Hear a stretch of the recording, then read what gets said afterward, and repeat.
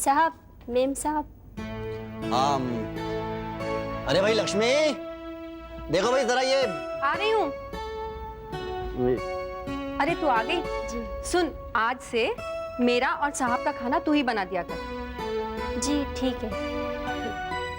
अरे लक्ष्मी, हमारा खाना ये बनाएगी? मेरा मतलब है, इसे पता है मसाले वसाले? इसके साथ मैं भी तो रहूंगी। आपकी सब्जियां मैं ही बनाऊंगी। जब इतने अच्छे महाराज को बहुओं ने भगा दिया तो अब तो इसी के हाथ का खाना पड़ेगा।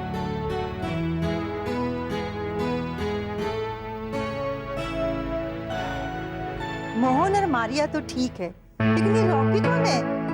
आप नहीं जानती बड़ी माँ। अरे सुषमा भाभी और प्रांजल भाभी ने घर में एक नए कुक को रख लिया है। वीरेंद्र भैया और बॉबी बता रहे थे कि वो कुक का और जोकर ज्यादा लगता है। जो भी हो, लेकिन इन लड़कियों को उसे हमसे मिलवाना तो चाहिए था। अब इन सब बातों पर कौन ध्यान देता है बड़ी माँ? उसे तो अपॉइंटमेंट भी दे दिया गया है, 15,000 रुपए महीने। अब देखिएगा, कल वो अपने चाकू छुरी और अंग्रेजी लेकर आता ही होगा।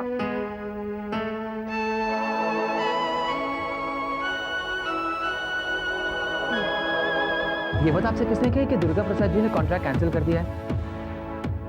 नहीं, सच बात तो ये है कि मैंने वो कॉन्ट्रैक्ट छोड़ दिया। You know how it is mister Matthew. मैं पूरी लगन से मेहनत करता हूँ और प्रॉफिट मार्जिन ऑलमोस्ट जीरो। मानता हूँ ये कॉन्ट्रैक्ट हैंडल नहीं कर रहा हूँ, ये बात मेरे फेवर में नहीं है। मार्केट में लोग तरह तरह की बातें करेंगे, मैं क्या करूँ? सबको सेटिस्फाई तो नहीं कर सकता। देखिए, आप अपनी कमिटी से कहिए, पहले मेरा परफॉर्मेंस देखिए, उसके बाद डिसीजन। जी मैं जानता हूं ये आपका पहला प्रोजेक्ट है, आप कोई रिस्क लेना नहीं चाहते। Mister Matthew, please please listen to me please. ऐसी बातें फोन पर नहीं की जाती। मैं आपसे मिलता हूं, उसके बाद। हेलो हेलो,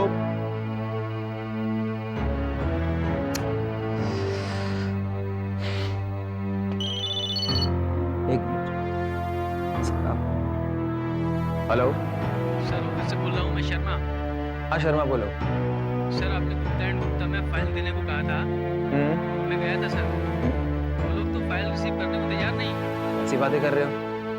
इसके बारे में बात हो चुकी है। यही कहा था सर, लेकिन वो लोग कहते हैं कि पहले दुर्गा प्रसाद जी से नो ऑब्जेक्शन सर्टिफिकेट लेकर आओ।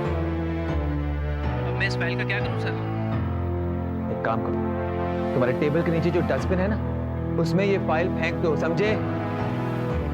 Idiot. ये सब तुम्हारी वजह से हुआ है। ऑफिस का सारा कंट्रोल ही चला गया है। मेरी वजह से या प्रिया की वजह से? उसने प्रकाश ने मिलकर ही तो सारी आग लगाई। क्या जरूरत थी प्रिया को दुर्गा प्रसाद के यहाँ जाकर नाटक करने की? समझ में तो कुछ आता नहीं, बस मुझे कोसते रहते। अभी भी वक्त है, समझ जाओ। संभलने के लिए बिजनेस चलना बहुत जरूरी है। अगर इसी तरह एक दो क्लाइंट्स हर रोज जाते रहेंगे ना, तो कुछ ही समय में ऑफिस पर ताला लगाने का समय आ जाएगा। ताला ऑफिस को नहीं, प्रिया और उसके आशिक प्रकाश के कामों को लगा। वो लोग क्या समझते हैं? हमें यूं परेशान करके वो लोग आराम से नहीं। अगर तुम कुछ कर सकते हो तो करो, वरना इन दोनों को मैं ही निकलूंगी। मेहरबानी मेहरबानी करके ऐसा कुछ मत करना। जितने पत्ते चली हो सब उल्टे पड़े हैं। मुझे कुछ सोचना पड़ेगा।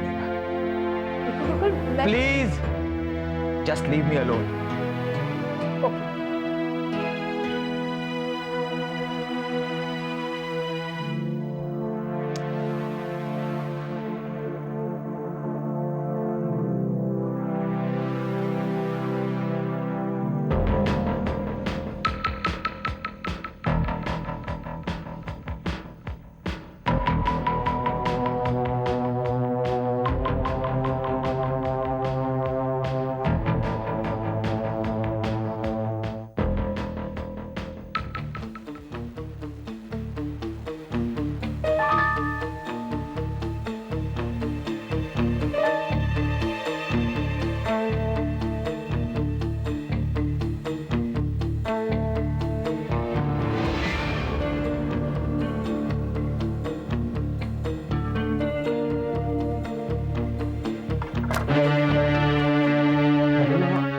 मुझे नहीं। मोहन, मुझे काम करने दो। कम से कम आप इसको किचन में आगे मत दो।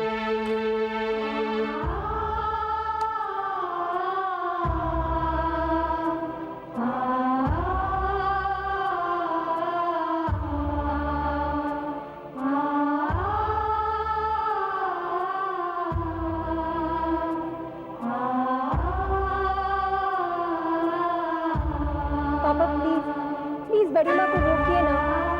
घर में इतने लोगों के होते हुए खुद किचन में काम कर रही हैं, बहुत थक जाएंगी। आप जाकर उन्हें रोकिए ना, नहीं तो मैं और निधि दोनों जाकर उन्हें रोकते हैं। चल निधि, भाभी माँ तेरी बात नहीं टालेंगी। रुक जाओ राधे, भाभी माँ जो कर रही है उन्हें कर दो। पर पापा बेटे, तुम लोग नहीं जानते लेकिन मैं जानता हूँ। भाभी माँ के दिल में जो गुबार जमा हो गया है उसे निकालने की कोशिश करो, मत रोको, वरना वो गुस्सा जो इसी बहाने निकलने को है उनके दिल में ही रह जाएगा। इससे उनकी तबीयत खराब ही होगी। ठीक है?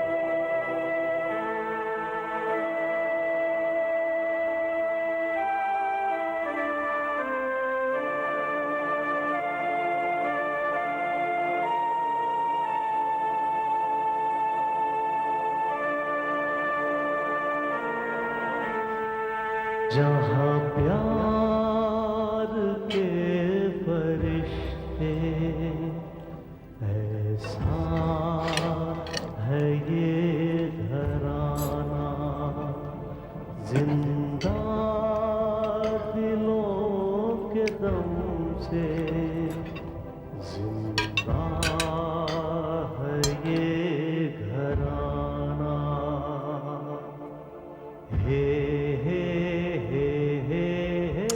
अरे भाई कमाल है, इतना बढ़िया खाना बना है और आप लोग ऐसे खा रहे हैं जैसे कर्फ्यू लगा हुआ। मुझे तो सब्जी दो। सचमुच मम्मी जी, खाना बनाना तो कोई आपसे सीखे। हाँ भाई, अब कुक चाहे कोई भी हो, लेकिन बड़ी माँ जैसे खाना तो कोई नहीं बना सकता, है ना? लक्ष्मी, इतने सालों बाद भी भाभी माँ के हाथ से बनी सब्जी का टेस्ट नहीं बदला है ना? वही तो मैं भी सोच रही हूँ दीदी, मसालों का अंदाज भी कितना सही है। हम लोगों से ऐसी सब्जी तो कभी नहीं बन सकती। बड़ी माँ, आपने इसमें कुछ मीठा भी मिलाया है क्या? अरे नहीं निधि, इसमें कुछ भी विशेष नहीं है, बिल्कुल सादा भोजन है। ये मैंने इसलिए नहीं बनाया कि तुम सब लोग मेरी तारीफ करो, बस पुराना जमाना याद आ गया। तब तुम सब लोग बहुत छोटे छोटे थे और महाराज बीमार पड़ गए थे, तो तुम्हारे बड़े पापा ने मुझसे कहा कि आज तुम खाना बनाओ, और मैंने बनाया। हम सब ने मिलकर हंसी मजाक के साथ इकट्ठा बैठकर खाना खाया। कितना अच्छा लग रहा था। लेकिन उसी रात तुम्हारे बड़े पापा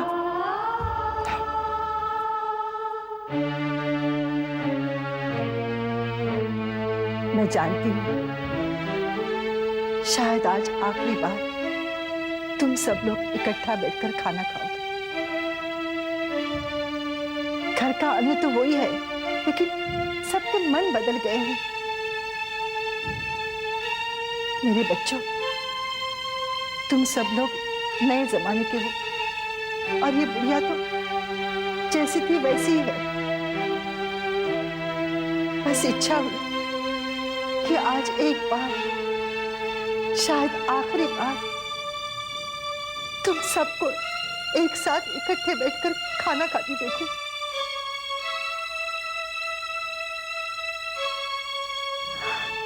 इसलिए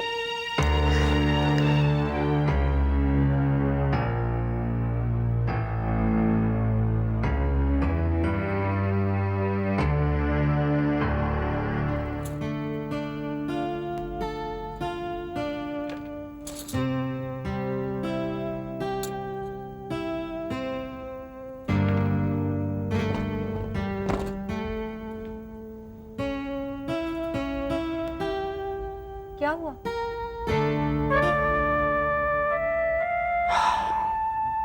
तुम नहीं जानती लक्ष्मी, जब हम छोटे छोटे से थे ना, तो भाभी माँ हमारी इच्छाएं पूरी करने के लिए क्या कुछ नहीं किया करती थी। कभी बड़े भैया से झगड़ा करती, तो कभी अपनी बचत में से, लक्ष्मी अपनी बचत में से सामान ला कर हमारी मांगे पूरी करती थी। मैं आपके जज्बात समझती हूँ। भाभी माँ ने ठीक ही कहा कि आज बरसों के बाद उन्हें खाना बनाना पड़ा, लेकिन हम भी क्या करें। हम दोनों एक दूसरे की गारंटी तो ले सकते हैं, लेकिन जब हमारा अपना खून अपने बस में नहीं है तो और किसी के बारे में क्या कहें।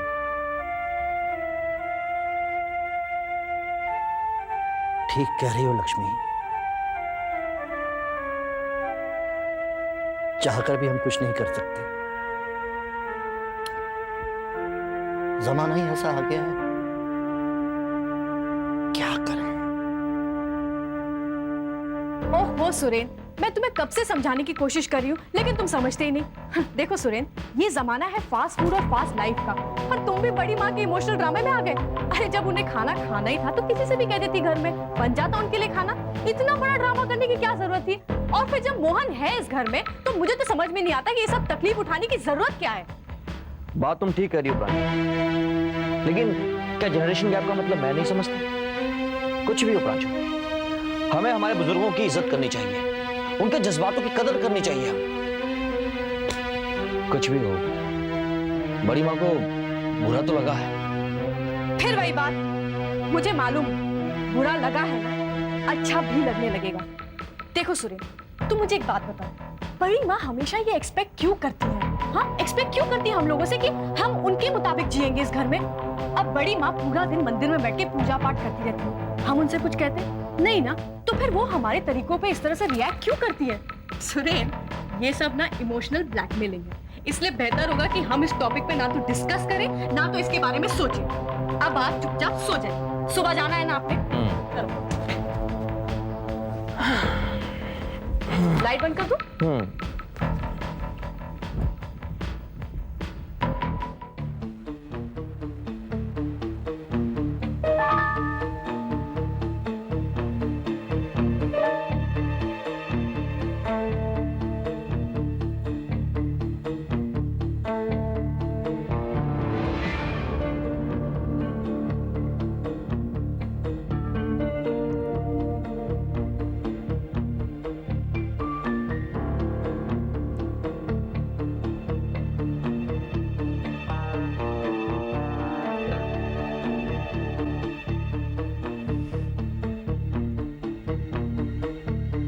देखो राहुल, कल जो कुछ भी हुआ उसमें हमारा कसूर बिल्कुल नहीं था। टेंशन का कारण हम लोग नहीं है, मम्मी जी खुद है। अब वो माँ है तो क्या मैं माँ नहीं हूँ? कल को बॉबी बड़ा होकर मेरी कोई बात नहीं माने तो क्या मैं इस तरह से रिएक्ट करूंगी? मम्मी, अगर आप दादी माँ की हर बात मानेंगी तो मैं भी आपकी हर बात मानूंगा। चुप कर, बहुत बोलने लग गया है। जाओ बाहर जाके खेलो। जाता, लेकिन आप दादी माँ की बुराई करेंगी तो मुझे जरा भी अच्छा नहीं लगेगा। तुम बाहर जा रहे हो कि नहीं? जाना।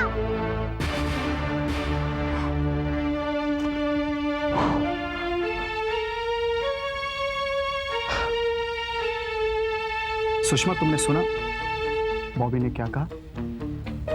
बात बॉबी या बच्चों की नहीं हो रही है राहुल, बात माँ की हो रही है।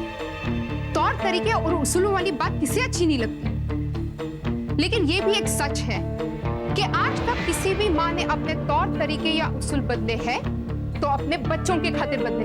देखो सुषमा, मेरी माँ की उम्र हो गई है, अब उन्हें ये सारी बातें नहीं समझाई जा सकती। मैं उन्हें समझाना भी नहीं चाहती हूँ राहुल। हमारे दौर की बातें, हमारी उम्र की बातें तुम समझ लो, बस मेरे लिए उतना काफी है। हर दौर में ऐसी बातें उठती है और गुजर जाती है, क्या ये सब भी तुम्हें समझाना पड़ेगा राहुल?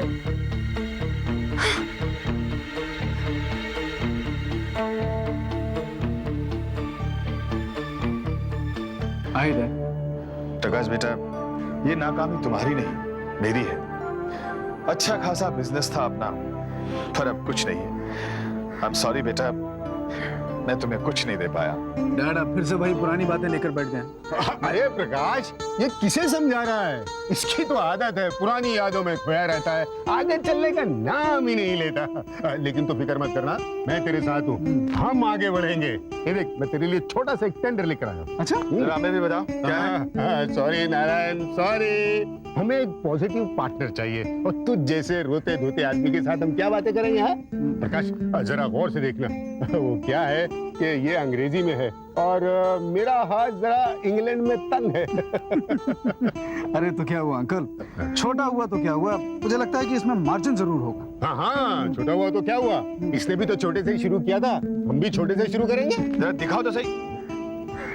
दिखा दो। ठीक है अंकल, अगर आप कहते हैं तो मैं दिखा देता हूँ, क्योंकि आप तरिया थे।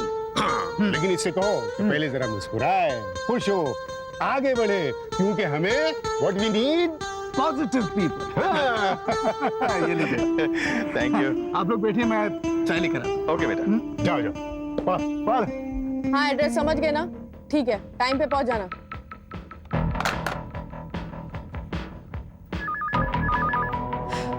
हेलो। हेलो प्रांजू, तुम कैसी हो? तुम्हारी तबीयत कैसी है? अभी तक तो ठीक नहीं थी मामा। हाँ, लेकिन कल से ठीक हो जाऊंगी। क्यों? कल में ऐसी क्या बात? अरे मामा, आपको पता है कल से ना किचन में सबका खाना अलग बनेगा, और मैंने तो अपने लिए क्रिश्चियन कुक भी रख लिया है। अरे ये तो बहुत अच्छी बात है, कम से कम अपना मनपसंद खाना तो खा सकोगी तुम। और तुम्हें कौन सा इंडियन फूड अच्छा लगता है? अच्छा मामा, मैं आपसे बाद में बात करूंगी। Okay, bye.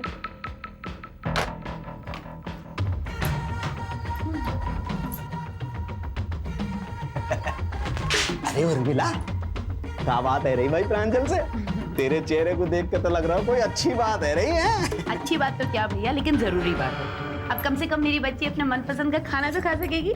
मालूम है वहाँ पे किचन बढ़ गए, अब सब अपना खाना अलग अलग बनवाया करेंगे। जाओ बाकी बिहारी लाल भाई, ये बहुत अच्छी बात हुई है। अरे नए जमाने के बच्चे हैं, कब तक आलू की सब्जी और कच्ची पक्की रोटी खाते रहेंगे बेचारे। और अपनी प्रांजल तो एकदम अप टू डेट है साहब, आपको तो सब कुछ अप टू डेट चाहिए, कोई सुमन थोड़ा ही है। सुमन तो बेवकूफ है, जब देखो प्रांजू से लड़ती रहती है। अब बेचारी प्रांजू ने अपनी मन की क्या कर ली, बैठी सुड़क रही होगी किसी कोने में। भाई ये तो अपनी अपनी किस्मत है। अब एक ही छत के नीचे कोई खुश तो कोई दुखी।